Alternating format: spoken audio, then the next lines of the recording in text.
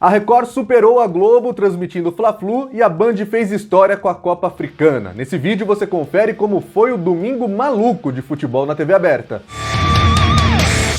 Muito bem, pessoal, antes de mais nada, o recadinho do nosso parceiro nesse mês aqui no canal, que é o aplicativo OneFootball. Nessa semana tem Mundial de Clubes e muitas outras competições para você acompanhar em tempo real, com as últimas notícias, notificações sobre o seu time. Então, se você vai estar trabalhando no momento e não vai poder acompanhar, pode ligar as notificações também para saber sempre que estiver rolando um gol no Mundial nessa semana. Então não perca tempo e baixe o aplicativo pelo link que está na descrição desse vídeo e também no comentário fixado. O domingo na TV aberta foi absolutamente espetacular para quem gosta de futebol, pois opções não faltaram. De manhã a gente teve a Globo transmitindo futebol feminino com rede dividida, hein? Parte do Brasil ficou com a vitória do Corinthians sobre o Palmeiras e a outra parte com a vitória do Flamengo sobre o Smack pela Supercopa Feminina. Eu ainda não tenho os dados de audiência do Rio de Janeiro para essa partida, vamos ver se a Globo divulga nessa segunda-feira, mas aqui em São Paulo, liderança para a Globo, tranquila, com 9 pontos no Ibope. Acabou sendo o jogo de futebol mais assistido no Ibope de São Paulo em números médios, já que nem a Record e nem a Band alcançaram isso no período da tarde, até porque concorreram entre si. Mas as principais notícias do dia estão ligadas à Record e à Band. Começamos falando da emissora do Edir Macedo, que conseguiu uma belíssima vitória sobre a Globo no Rio de Janeiro.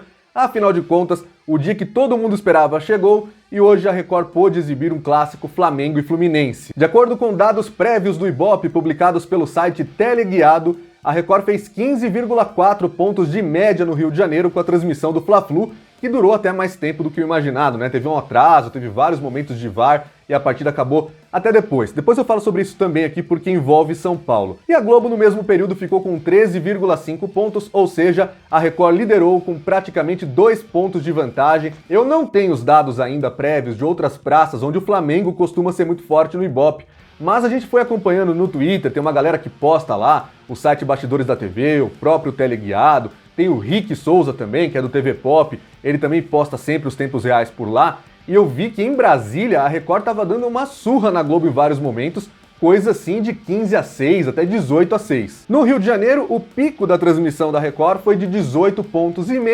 quase se aproximando dos 19, vamos ver se no consolidado nessa segunda-feira a Record consegue chegar a essa marca.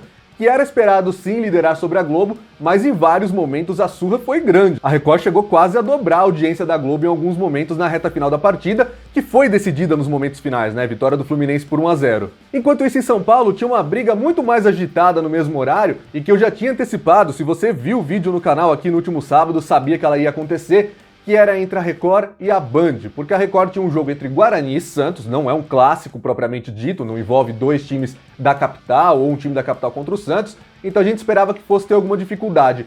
Mas aquela projeção que eu fiz aqui no canal deu certo. A Record não foi ameaçada pela Band no sentido de perder a posição no Ibope enquanto rolou a bola para Guarani e Santos. A Record se manteve ali entre 6 e 7 pontos, eu ainda não tenho os dados prévios, mas pode cravar que foi por aí. Só que em alguns momentos o SBT passou a vice-liderança, não sei se fechou na média em segundo lugar, e justamente porque a Band estava tirando pontos da Record. E aí vem a grande notícia do Ibope de São Paulo nesse domingo, afinal de contas, a Band fez história mais uma vez, e com a final entre Senegal e Egito na Copa Africana de Nações, conseguiu uma média de 5,2 pontos, mais uma vez dados prévios publicados pelo site Teleguiado.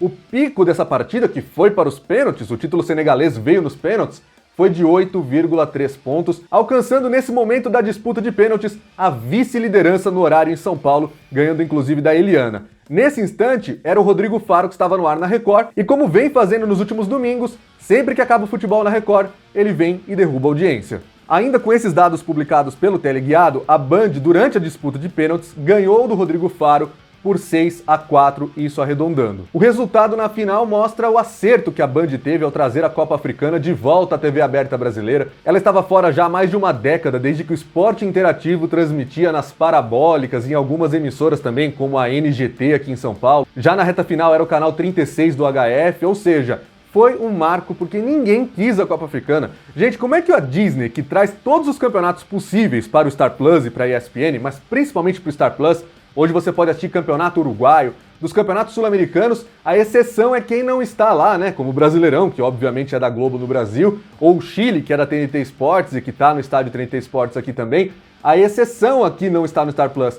E a Disney tem os direitos, por exemplo, das eliminatórias de vários continentes. Como é que não comprou a Copa Africana? Bom, a Band aproveitou, transmitiu a competição. É uma pena que não tenha colocado mais jogos na grade. O pessoal lá da Band informou que eles têm um limite de partidas e por isso não transmitiram, porque não poderiam mostrar mais do que um certo número de partidas, mas mostraram a semifinal na última semana. Enfim, premia a ousadia mais uma vez. Casa com o que eu falei ontem aqui sobre o Mundial de Clubes, a Band está sendo ousada, investindo onde ninguém mais vê uma possibilidade de sucesso e como tem uma cultura de esportes muito mais ampla do que o SBT e a Record, consegue resultados mais rapidamente também. E foi o caso da Copa Africana, portanto, teve sim alguns defeitos na cobertura. Eu particularmente não gosto muito da narração do Datena, imagino que quem goste muito de futebol também não goste, mas o público da TV aberta gosta muito dele. O Datena é um sucesso na TV aberta, sempre foi. Ele não vai pra política por acaso, ele não tem votos em qualquer pesquisa eleitoral por acaso também.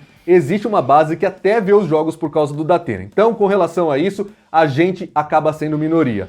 De resto, a Band poderia fazer algumas melhorias, treinar um pouco melhor ali os conhecimentos sobre Copa Africana, sobre o futebol, sobre as seleções, não ficar apenas nos jogadores que são mais conhecidos, como o Salah e o Mané, mas temos que parabenizar porque foi muito bacana. E o bacana é justamente transmitir, porque se a Band não quisesse, você teria que ver aqui no YouTube, talvez no YouTube da CAF, que é a Confederação Africana, em inglês. E isso não é nem um pouco legal, pensando que a Copa Africana é sim um evento de interesse dos brasileiros. Deixar aqui para quem quiser, vai lá, descobre e tenta interpretar uma narração em inglês. Não é bacana, então que bom, parabéns mesmo pra Band. E mais um tópico, temos que citar aqui que a Record fez uma coisa que eu não esperava hoje, né? Como o Fla-Flu atrasou bastante, quando o segundo tempo começou, já estava praticamente com 15 minutos de bola rolando no segundo tempo de Guarani e Santos, quando acabou o jogo do Bugre e do Peixe, ainda tinha muita bola para rolar no Clássico Carioca.